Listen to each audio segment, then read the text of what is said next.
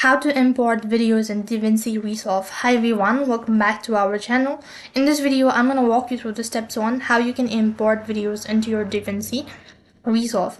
So once you've created your project, then simply click on the preference at the top left corner of your DVR, and you need to select your hard drive from DVR interactions and then check the option as automatically display attached storage location. Next, you'll need to search for your desired file in the media storage browser.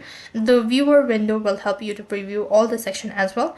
Then you need to select the required file and simply drag and drop the file from the media browser window to the media pool. Now, if you want to customize the project settings, do it now by clicking the option to change settings. Likewise, if you want to delete the media after previewing, you can right click the video and select remove selected clip in order to delete it. And if you want to process multiple files simultaneously, click on the empty on the media browser panel and then click and drag across the multiple clips. After you're done with that, the batch file progressing task can also be completed by using add folder and subfolder to media pool option, and it will help you to get files from different folder within very less time. So that is how you can import video in Davinci Resolve. That is all for this video. I hope the video was helpful.